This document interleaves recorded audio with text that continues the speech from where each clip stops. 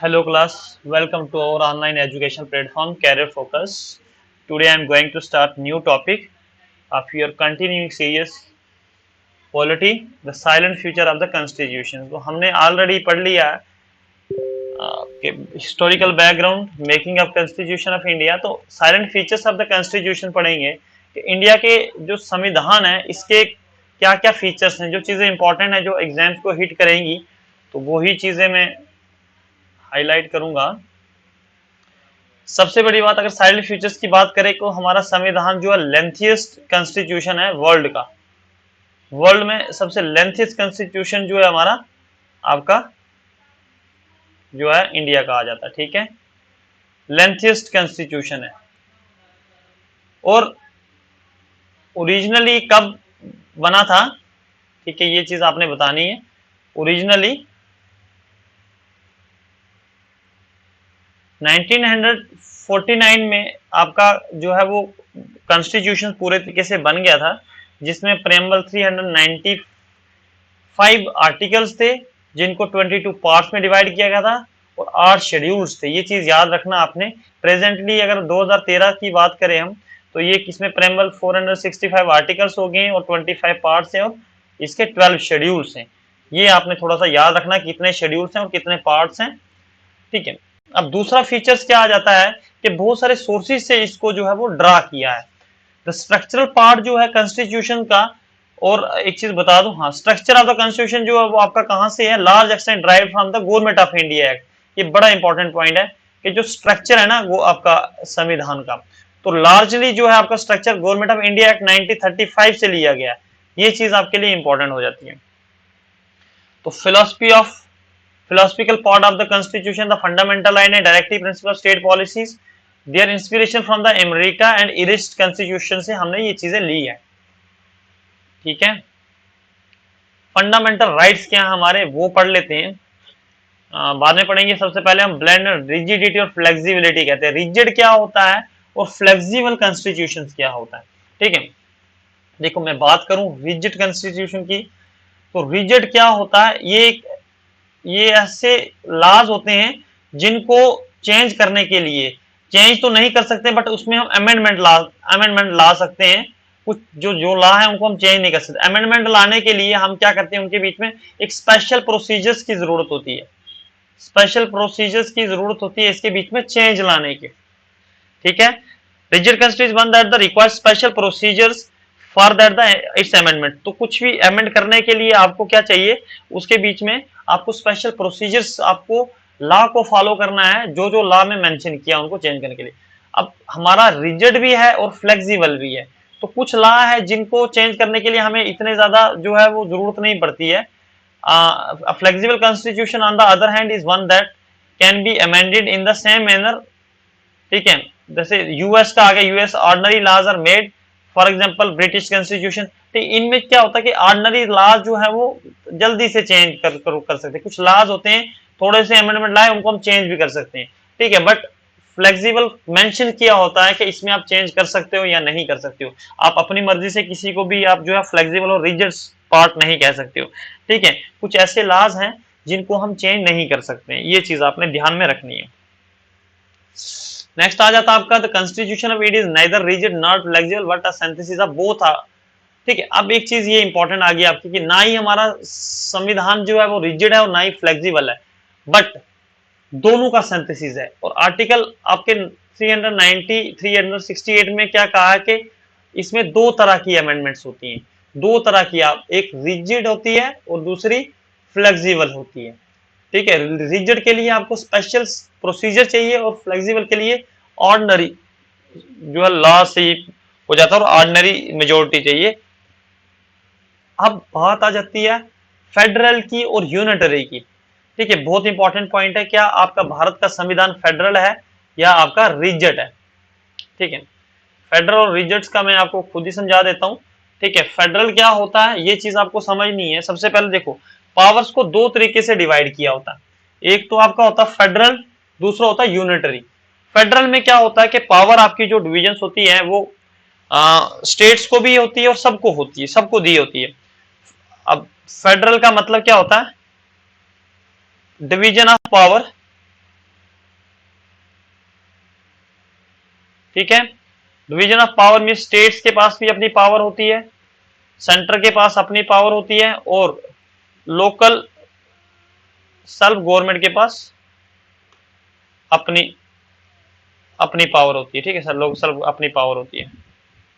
ठीक है, ये चीज आपने याद रखनी। तो फेडरल, अगर बात करें इंडिया की, तो इंडिया फेडरल भी है, स्टेट को भी अपनी बहुत सारी लिस्ट के ऊपर कानून बनाने के लिए जो है वो प्रोविजंस दिए हुए हैं। अब स्टेट अपनी जगह कुछ चीजों पर लॉ बनाती है, सेंटर अपनी चीजों पर लॉ बनाती है। ठीक है, तो अब यहां से हम कह सकते हैं कि आपकी जो है फेडरल फॉर्म ऑफ गवर्नमेंट भी है। बट जब हम देखते हैं यूनिटरी, यूनिटरी होती है जहां सेंटर के पास पावर होती है। जब हम देखते हैं कि हमारा संविधान, हमारे पार्लियामेंट जो है बहुत स्ट्रांग है, पार्लियामेंट जो है बहुत, वहां से आपके लॉज बनते हैं, सारी चीजें हैं, अल्टर करना हो लोकेशन बाउंड्री वगैरह को, तो आपका पार्लियामेंट के पास पावर है। ठीक है, मिलिट्री की पावर आपके पास पार्लियामेंट के पास है। ठीक है, बहुत सारी चीजें जो है वो पार्लियामेंट के पास है। तो ये जब हम देखते हैं कि आपकी पार्लियामेंट को बहुत ज्यादा पावर दी है, तो इधर से हमें लगता है कि हमारी यूनिटरी भी है। फेडरल और यूनिटरी हमारी दोनों फॉर्म ऑफ गवर्नमेंट है। ठीक है, इसको क्वासी फेडरल कहते हैं हम। ठीक है, ना ये फेडरल है और ना ही यूनिटरी है। ठीक है, ये चीज याद रखना। पार्लियामेंट्री फॉर्म ऑफ गवर्नमेंट क्या होता है, ये चीज समझ लेते हैं। The constitution of India has opted for the British parliament system of government rather than American presidential system. देखो, इंडिया में तो पार्लियामेंट्री फॉर्म ऑफ गवर्नमेंट है, अमेरिका की बात करें तो वहां पे प्रेसिडेंशियल फॉर्म ऑफ गवर्नमेंट होती है। ठीक है, अब पार्लियामेंट किसके ऊपर बेस्ड होता है, ये होता है प्रिंसिपल कॉपरेशन कोऑर्डिनेशन बिटवीन दो लेजिस्लेटिव और एग्जीक्यूटिव ऑर्गन्स की, दोनों की कॉपरेशन से ही बनता है। The president system based on the doctrine of separation of power between the two organs. तो यहाँ पे प्रेसिडेंट सिस्टम क्या होता है कि ये बेस्ड होता है आपके डॉक्ट्राइन सेपरेशन एग्जीक्यूटिव और आपकी लेजिस्लेटिव की पावर को डिविजन के लिए। अब देखो, लेजिस्लेटिव के पास अपनी पावर है, एग्जीक्यूटिव के पास अपनी पावर है, जुडिशरी के पास अपनी पावर है। ठीक है, अब देखो क्या होता है, एक चीज समझना कि separation of power from judiciary judiciary to executive, तो आर्टिकल 50 में लिखा हुआ। आर्टिकल 50 क्या कहता है, separation of power between judiciary and executive. तो for parliament form of government में क्या होता है कि दो प्रिंसिपल्स होते हैं, कोऑपरेशन कोऑर्डिनेशन। तो दो, इसमें दो ऑर्गन्स होते हैं, एक लेजिस्लेटिव और एग्जीक्यूटिव। लेजिस्लेटिव कानून बनाता है, एग्जीक्यूटिव उसको आगे एग्जीक्यूट कर, जुडिशरी उसको फॉलो करवाती है। ठीक है, देखो अब नेक्स्ट क्या है, features of parliamentary form of government. तो फीचर्स क्या है, तो यहाँ पे एक नॉमिनल है होता है, एक रियल एग्जीक्यूट होता है। नॉमिनल आपका प्रेसिडेंट आ गया और रियल एग्जीक्यूट आपका प्राइम मिनिस्टर आ जाता है। अब देखो, कंट्री में मेजोरिटी पार्टी जो होती है वो रूल करती है, कलेक्टिव रिस्पॉन्सिबिलिटी किसकी होती है, लेजिस्लेचर की होती है। Leadership the prime minister of the chief, जो leadership of the prime minister of the chief minister, तो लीडरशिप प्राइम मिनिस्टर के पास होती है, चीफ मिनिस्टर के पास होती है। Desolation of the power house, Lok Sabha और राज्यसभा, इनके लोकसभा के पास होती है, अगर कोई हाउस डिसॉल्व कर रहा है। ठीक है, अगर आपके लोकसभा के मेंबर्स कम होते हैं तो प्राइम मिनिस्टर को खुद ब खुद कुर्सी छोड़नी पड़ती है। आई होप इतना आपको समझ आ गया होगा। नेक्स्ट आ जाता है आपका फंडामेंटल राइट्स। फंडामेंटल राइट्स आपके बहुत ज्यादा इंपॉर्टेंट है। ठीक है, एक एक को करके पढ़ते हैं और आपने एक एक को याद भी रखना है। Part 3 of the Indian constitution guarantees 6 fundamental right of the Indian citizen. Parliament ने क्या कहा है कि गारंटी देता है कि आपके 6 फंडामेंटल राइट्स हैं। ठीक है, ये आपने एक से एक याद रखना है। राइट टू इक्वेलिटी, आर्टिकल 14 से 18 के बीच में आपकी इक्वेलिटी की बात की है, आर्टिकल 14 टू 18। ठीक है, चाहे वो रिलीजियस बेस पे हो, आपके जॉब्स को लेके हो, सोशल इकोनॉमिकली, ये आपके आर्टिकल 14 टू 18 में आ जाती है आपकी राइट टू इक्वेलिटी। ठीक है, राइट टू फ्रीडम। अब राइट टू फ्रीडम में भी 6 पार्ट्स आ जाते हैं, आर्टिकल 19 में है, 21 में, 22 में। ठीक है, protection from the protection against the arrest. ठीक है, ये सारी चीजें आ जाती हैं। ठीक है, और उसके बाद देखो क्या आ जाता है, right to speech, right to association. अच्छा, राइट टू, आपके पास 6 आ जाते हैं, आप मूव कर सकते हैं, एक जगह से दूसरी जगह जा सकते हैं। ठीक है, आपके आर्टिकल 19 के अंतर्गत क्या आता है, article 19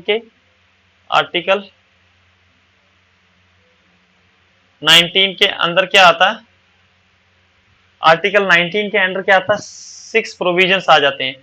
free to move, associations, उसके बाद राइट टू स्पीच आ जाता है। ठीक है, तो आपके ये सारे क्या आ जाते हैं, आपके आर्टिकल 19 के अंदर आ जाते हैं, 6 पार्ट आ जाते हैं। ठीक है, अब क्या होता है कि राइट अगेंस्ट एक्सप्लॉयटेशन, आपके पास राइट है कि अगर एक्सप्लॉइट कर रहा है कोई, उसके खिलाफ आप जा सकते हैं। आर्टिकल 23 से 24 के बीच में दिया हुआ आर्टिकल। आपका नेक्स्ट आ जाता है right to freedom of religions. आप रिलीजन्स को प्रमोट कर सकते हैं, आप प्रैक्टिस कर सकते हैं विदाउट द इंटरफेरेंस। ठीक है, तो ये सारी चीजें आपकी आ जाती है आर्टिकल 25 से 28 के बीच में आ जाती हैं। अगली बात करें article culture and education rights, आपका कहां से कहां तक आ जाता है? आर्टिकल 29 से 30 के बीच में आपका कल्चरल राइट्स आ जाते हैं। एजुकेशन कल्चरल राइट्स आपके आर्टिकल 29 से 30 के बीच में आ जाते हैं। I hope you got it. Article 32 constitutional remedies, इसके अंदर 5 रिट्स आ जाती हैं। आप अगर आपके कोई वायलेट कर रहा है आपके फंडामेंटल राइट्स को, तो आपके पास पूरा अधिकार है कि आप क्या कर सकते हैं, जाके कोर्ट में रिट कर सकते हैं, आप आवाज उठा सकते हैं कि हमारे साथ गलत हो रहा है। तो आपका आर्टिकल कौन सा आ जाता है?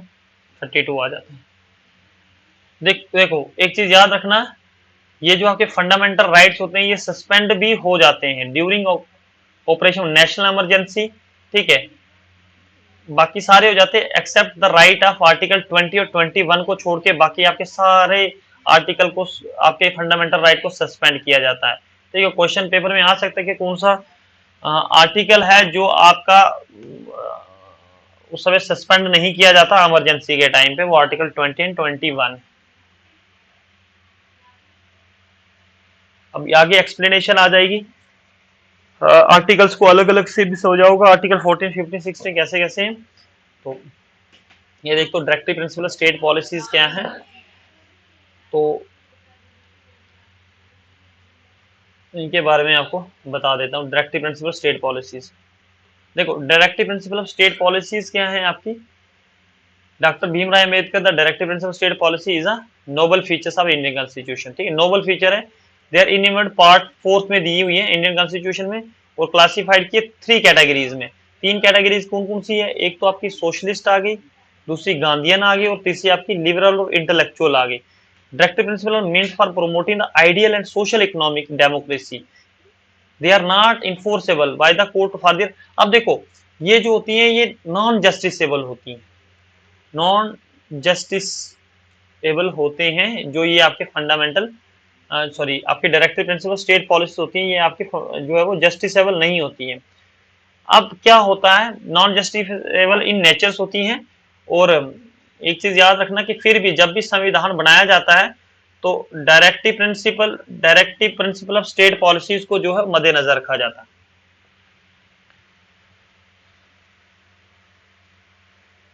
ठीक है, तो ये चीज आपने याद रखनी directive principle of state policies के बारे में। ठीक है, पार्ट 4 और कहां से कहां तक आ जाती हैं ये आपके पार्ट 4 में है, इन पार्ट 4 में है। और आर्टिकल कहां से लेके कहां तक है? 36 से लेके 51 के बीच में आपके directive principle of state policy आ जाती है, जिनको डीपीएसपी कहते हैं। ठीक है, तो जिसमें क्या होता है कि आर्टिकल 37 ही क्या करता है, आर्टिकल 37 जो है वो क्या बताता है? स्टेट्स बताता है इसकी। ठीक है, स्टेट बताता है, ठीक है, किसकी? आपके डायरेक्टिव प्रिंसिपल। हम कह सकते हैं article 37 of the Indian constitution state about the application of the, application क्या है इसकी, कहां कहां पे अप्लाई होती है, आर्टिकल 37 आपको इसके बारे में बताता है। ठीक है, I hope you got it. ठीक है, और याद रखना कि इनको लागू करने के लिए इनको जब भी संविधान बनाया जाता है तो इनको दिमाग में रखा जाता है। ठीक है, उसके बाद आपकी आ जाती है डीपीएसपी, आपकी कौन सी आ जाती है? सोशलिस्ट। सोशलिस्ट में कौन कौन से आर्टिकल्स आ जाते हैं आपके? आर्टिकल 38 है, 39 है। ठीक है, अलग अलग से, जैसे right to educate means of livelihood. ठीक है, आपको ownership of control material resources के ऊपर। ठीक है, इस तरीके से आर्टिकल 41 आ जाता है। ठीक है, राइट टू वर्क आर्टिकल 43 आ जाता है। ठीक है, secure to all worker living wages वगैरह के स्टैंडर्ड को देख के। ठीक है, आर्टिकल फिर आपके पास आर्टिकल कौन सा आ जाता है? 43A आ जाता है। ठीक है, तो जितने भी वर्कर्स हैं उनकी मैनेजमेंट और इंडस्ट्रीज में उनको जो है वो सेफ गार्ड मिले। आर्टिकल 47 आ जाता है, ठीक है। 47 में क्या होता है, 47 में न्यूट्रिशन की बात की जाती है कि न्यूट्रिशन जो है वो लेवल की जाए, ठीक है। ये आपके आ जाते हैं किसमें, आपके सोशलिस्ट में आ जाते हैं, ठीक है। और अब बात करते हैं आपके गांधीयन की। तो गांधीयन में कौन कौन से आ जाते हैं। गांधीयन में आपके सबसे पहले आर्टिकल 40 आ जाता है। आर्टिकल 40 क्या कहता है, विलेज पंचायत की बात करता है, ये पंचायत की बात करता है, ठीक है। आर्टिकल फिर 43 आ जाता है।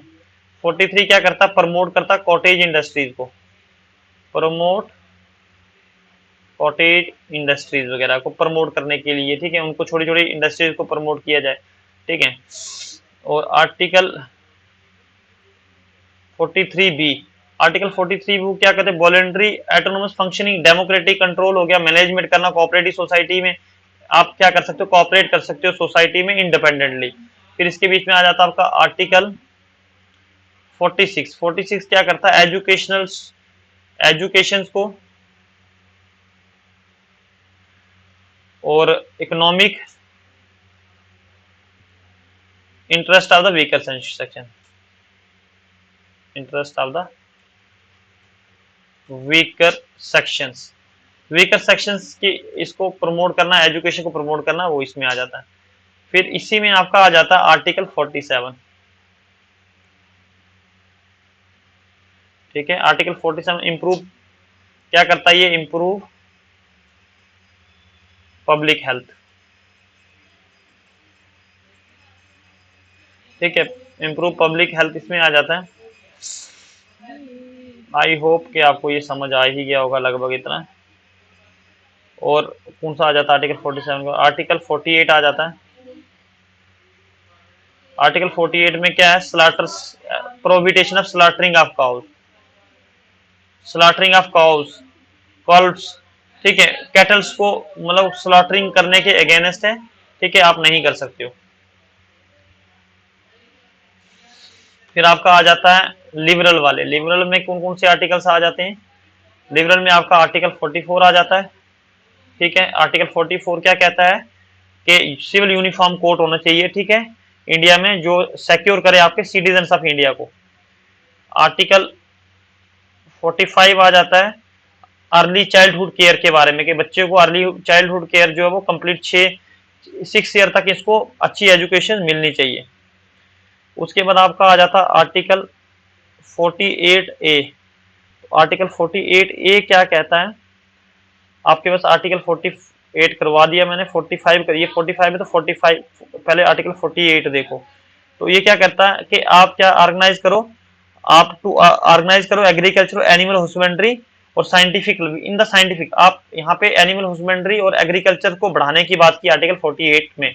तो फिर आ जाता है आर्टिकल 48A, ठीक है। आर्टिकल 48 क्या करता है, इंप्रूव करो इन्वायरमेंट को, इन्वायरमेंट को इंप्रूव करना, इन्वायरमेंट पोल्यूशन वगैरह ना हो उसको आपने इंप्रूव करना है। फिर आपका आ जाता है आर्टिकल 49। तो इसमें आर्टिकल 49 में क्या दिया हुआ कि प्रोटेक्ट करो हर मॉन्यूमेंट, जो भी आपके मॉन्यूमेंट्स वगैरह है ना, उनको हिस्टोरिक जो इंटरेस्ट है, जैसे आपके आर्टिस्ट बनाई होती है पुराने टाइम में, उसको प्रोटेक्ट करो आपके आर्टिकल 49 में। तो फिर आप उसके बाद इसी में आ जाता है आपका आर्टिकल 50 क्या कहता है, वही मैंने आपको बताया था, separation of power from judiciary और एग्जीक्यूटिव की, separate judiciary from the executive, ये पावर है इन द पब्लिक सर्विसेज के लिए, ठीक है, ताकि बेहतर हो सके पब्लिक सर्विसेज, ठीक है। आर्टिकल 50 में तो आर्टिकल आपका 51 क्या होता है, स्टेब्लिश करता है international peace and security. Article 51 में क्या है, आपने क्या स्टेब्लिश करना है, international peace and security the state shall ensure, ठीक है, मेंटेन करना है आपस में रिलेशनशिप्स को, ये सारी चीजें आपने याद रखनी है। देखो इंपॉर्टेंट चीजें कुछ बता देता हूं इसकी, यहां पे लिख लेता हूं मैं, जो अमेंडमेंट्स हुई थी ना, अमेंडमेंट्स कब हुई थी आपकी, 42nd अमेंडमेंट हुई थी ये, इसको 42nd अमेंडमेंट कहते हैं इन 1976 में, तो it introduce certain change, part 4 में बहुत सारी चेंजिंग लाई और added new directive principle add किए। नए कौन कौन से ऐड हुए थे आपके? आर्टिकल 39A हुआ था, उसके बाद आर्टिकल 43A और आर्टिकल 48A, ये सारे जो है वो ऐड हुए थे। फिर एक और अमेंडमेंट आई इसकी, जिसमें क्या कहा गया, inserted to section article 38 which declare the state of particular shall strive minimise economic inequalities. ठीक है, तो ये आपने याद रखना कि 44th अमेंडमेंट भी आई थी। ठीक है, 44th अमेंडमेंट एक्ट आने के बाद इसमें ये कब आई थी? 44th अमेंडमेंट एक्ट आई थी 1900 आपकी 78 में आई थी। तो इसमें आर्टिकल 38 में ये डिक्लेयर करवाया था कि state in a particular strive to minimum economic inequalities, कम करे, सबको बराबर की फैसिलिटीज दे, तो सबको बराबर के अधिकार मिले, ये आपका आया था। और इसमें यह भी कहा गया था कि आप राइट टू प्रॉपर्टी जो है वो एलिमिनेट हो from the list of fundamental right से। इसी आपके 44th अमेंडमेंट में ही आपका राइट टू प्रॉपर्टी जो था वो खत्म किया गया था।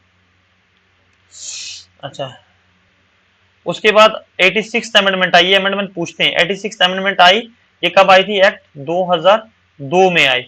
2002 में इसने क्या कहा? इसने सब्जेक्ट मैटर ऑफ आर्टिकल 45 का जो था उसको एलिमेंट्री कर दिया कि ये एजुकेशनल है, फंडामेंटल राइट। आर्टिकल 21 के अंडर डाल दिया इसको, 21A के अंडर डाल दिया कि एजुकेशन जो है हमारा फंडामेंटल राइट है, तो उसमें इसने ऐड ऑन कर दिया। तो ये कुछ चीजें थी आपकी fundamental principle of state, directive principle of state policies के बारे में। ठीक है, सेक्युलर स्टेट क्या है? Constitution of India stands for a secular state. कोई भी रिलीजियस के बेसिस पर हम जो है, कोई हमारा ऑफिशियल रिलीजियंस नहीं होगा जिसके बिना पर हम जो है वो भारत के संविधान को चलाएं। ठीक है, और उसके बाद the state shall deny to any person equality before the law of equal protection of the law. Article 14 में कहा गया कि हर बंदे को इक्वल लॉ के अकॉर्डिंगली जो है वो ट्रीट किया जाएगा। आई होप कि आपको समझ आ ही गया होगा। ठीक है, तो ये वाले जो हैं आर्टिकल बाकी हम कल की क्लास में देखते हैं। बाकी जो DPSP मैंने आपको करवाया है, जैसे मैंने लिखवाया, आप वीडियो को पॉज कर करके जो अपने नोट्स बना दें, जो जो मैंने बोला इसको लिख लें, क्योंकि आपके DPSP से आपके अमेंडमेंट्स के ऊपर क्वेश्चंस पूछे जाते हैं, तो आप जो है वो इससे कर सकते हो। और कल फंडामेंटल राइट्स को हम कंटिन्यू करेंगे, तो ऑलरेडी आपके लेक्चर्स जो है वो आ रहे हैं। तो आप कहीं भी क्वेरीज वगैरह आती है तो आप कमेंट में बॉक्स में ज़रूर लिखें कहाँ पर आपको प्रॉब्लम आ रही है, तो फीडबैक ज़रूर दें ताकि आने वाले टाइम में हम इम्प्रूव और भी कर सकें। तो एक बार समझ नहीं आए तो 2-3 बार वीडियोस को देखें, उससे आपके लिए बेहतरी होगी। तो क्लास को ख़त्म करते हैं यहीं पे। जय हिंद।